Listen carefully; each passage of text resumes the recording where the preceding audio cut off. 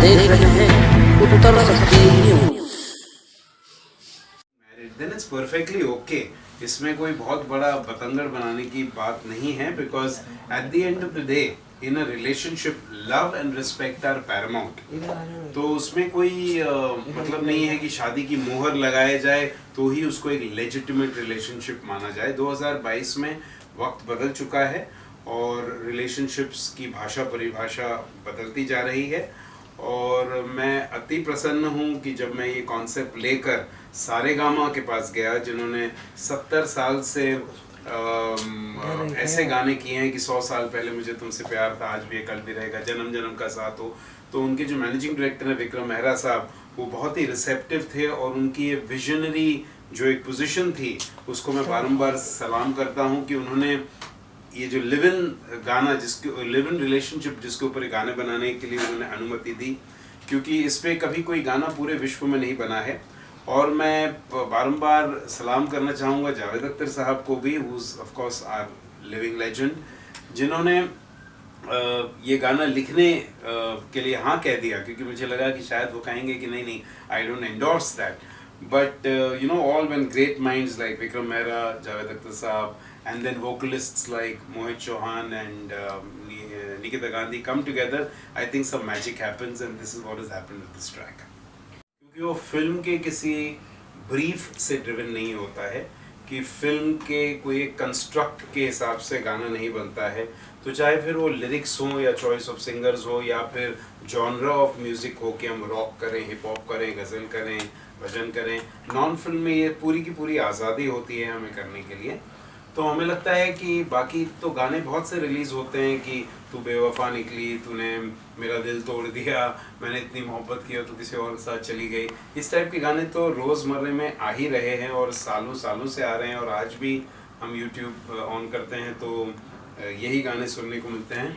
तो मुझे लगा कि जो हमारी पीढ़ी है आजकल की, जो बहुत ही इवॉल्विंग है, ये लव 2.0 के ज़माने में हम रह रहे हैं आजकल, जहाँ पर अब वो पहली जैसी बातें नहीं हुई कि आपने किसी का हाथ पकड़ लिया तो अगले दिन आपको शादी करनी पड़ेगी, या कॉफ़ी पी ली तो आप तुरंत से निकाह की बात करें। तो ऐसा नहीं है। पूरी हमारी जो जनरेशन है वो अलग हो चुकी है, उसे इस चीज़ का एहसास हो गया है कि ये जो मोहर है, एक स्टैम्प है, that does not endorse anything. तो जावेद साहब ने बहुत ब्यूटीफुल लिखा है कि तुमको जब है मुझसे मोहब्बत और मुझको जब है तुमसे मोहब्बत, तो इन रिश्तों को क्या कहलाएं और इस मोहर की क्या है ज़रूरत। तो बहुत ही ब्यूटीफुली कैप्चर किया है उन्होंने अपने पंक्तियों में। और ये आजकल के सभी बच्चों के, यंग यूथ के जहन में है। यही बात है दिल में तुम्हारे, यही बात है दिल में मेरे, कि शादी के 2 बोल हों या शुभ विवाह के 7 फेरे, ये सारे कच्चे धागे हैं, पल में टूटते हैं ये घेरे, यही बात है दिल में तुम्हारे, यही बात है दिल में मेरे। When I'm in love with you and you're in love with me, I respect you, you respect me, then we can start living. इससे मैं ये चाहता हूँ कि हमारे जो बिल्डिंग्स और सोसाइटीज़ के मेंबर्स जो हैं, जो कि आप जानते हैं बहुत बार लिव इन कपल्स को जगह नहीं देते हैं रेंट पे, मैं उनको जागरूक करना चाहता हूँ कि ये एकदम गलत है कि आप केवल तभी देंगे जब उनके पास शादी का मोहर होगा। शादी का मोहर होने के बाद भी सरकटअव्वल होती हैं, लड़ाइयाँ होती हैं, तो वो मुझे नहीं लगता है कि सही धारणा है। और अगर हम इन गानों के द्वारा कुछ लोगों की मानसिकता को भी चेंज कर पाएँ तो हमें लगेगा that we have achieved success. मैंने ही लाया था, मेरा ही कॉन्सेप्ट था और मेरे ही जहन में था कि हम ये जो नई चीज़ें हो रही हैं मोहब्बत में आजकल, उस पर कुछ गाने बनाएं। तो मैं खुद बहुत ही एक्साइटेड था कि मुझे करना है। जब कोई आपसे कहता है कोई गाना बनाने के लिए, तो वो जो बात आपसे कहता है अगर आपको रेजोनेट होती है तो आप दिल लगा के बनाते हैं, और नहीं तो आप ऐसे ही बनाते हैं। तो ये चूँकि मेरे खुद के जहन से निकली हुई बात थी, मेरा बहुत मन लगा, मेरा बहुत दिल लगा इस गाने को बनाने में। और जैसे कहते हैं ना, लोग जुड़ते गए और कारवां बनता गया। तो विक्रम मेहरा साहब हों सारेगामा के और उनकी पूरी प्रोलिफिक टीम हो, या फिर जावेद अख्तर साहब हो, मोहित चौहान हो, सब ने खुशी खुशी जब जुड़ते गए तो मेरा और प्रोत्साहन बढ़ता गया और बड़े दिल से हमने ये गाना बनाया है। ओके, जावेद अख्तर जी को अपने साथ में लिया, कैसा रहा उनके साथ एक्सपीरियंस, कुछ अगर आप बता सके तो। देखिए मेरा बहुत बड़ा सौभाग्य रहा है और ऊपर वाले की मेरे ऊपर बहुत बड़ी मेहरबानी रही है कि जितने भी लेजेंड्स हैं उनके साथ काम करने का मैं आज का एकमात्र कंपोज़र हूँ। जैसे कि लता जी, जो मुझे नहीं लगता हमारी ज़िंदगी से गई हैं, वो तो अभी भी हैं, क्योंकि हमारी दिनचर्या ही उनके गाने सुनकर शुरू होती है और दिन भी ख़त्म होता है उनके गाने सुनते सुनते। सो मैंने उनके साथ, लता जी के साथ काम किया पेज 3 में, आशा जी के साथ काम किया, आशा भोसले, मन्ना डे साहब, जगजीत सिंह। तो एक जावेद साहब रह गए थे, तो मेरी ये दिली तमन्ना इस गाने से ये भी पूरी हो गई कि जावेद अख्तर साहब के साथ काम करने का मौका मिला, that he agreed to collaborate with me and that too on a subject which is so sensitive and so delicate. तो बड़ा मज़ा आया बिकॉज मैंने जब उन्हें ब्रीफ किया तो उन्होंने बिना ब्लिंकिंग एन आईलिड कहा हाँ मैं ज़रूर कर दूंगा। मुझे लगा मुझे उन्हें समझाना पड़ेगा, but he is very clued in despite his age, despite his busyness in various things that he does, he is very clued in about the youth and about what is happening in society today.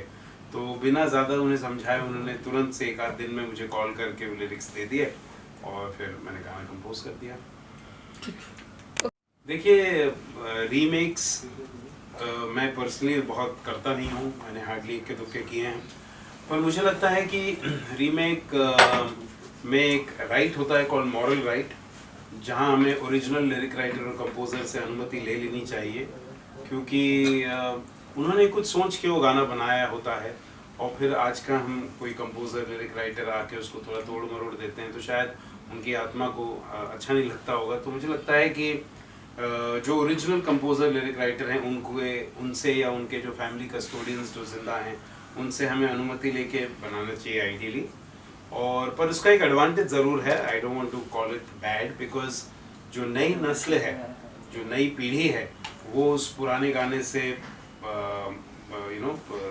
परिचित हो जाती है, because the new sounds that the new composers and lyric writers bring in, the new music producers bring in, उससे नए जो बच्चे हैं उन्हें भी वो पुरानी तर्जें, पुराने गाने फिर से एक बार पता चलने लगते हैं। तो I think it has its own advantages and disadvantages. Okay, जाते जाते अपने फैंस को क्या एज अ कंपोजर आप अपना सॉन्ग बनाने के टाइम पे आप सबसे पहले क्या चीज़ देखते हो एज अ कंपोजर? देखिए मैं म्यूज़िकली बहुत ज़्यादा लर्नेड नहीं हूँ और मैं बहुत ऐसा सोचता नहीं हूँ कि इस गाने बनाने के लिए क्या साइंस होना चाहिए। मुझे लगता है कंपोजिंग एक आमद होती है ऊपर वाले की, ऊपर वाला जब हमें आशीर्वाद देता है तो अपने आप चीज़ आ जाती है, इसमें कोई कंस्ट्रक्शन मेथोडोलॉजी नहीं है। तो जब मैं लिरिक्स पढ़ता हूँ तो मेरे जहन में सबसे पहली जो भी ट्यून आती है मैं उसी को फिक्स करता हूँ, and that's why I am just a natural composer, I am not a very structured composer. So जो भी लिरिक्स पढ़कर जो भी इंस्पिरेशन आती है वो जिस बहाव में ले जाती है वहीं बह जाते हैं। ओके, जाते जाते अपने फैंस को क्या कुछ कहना चाहेंगे आप?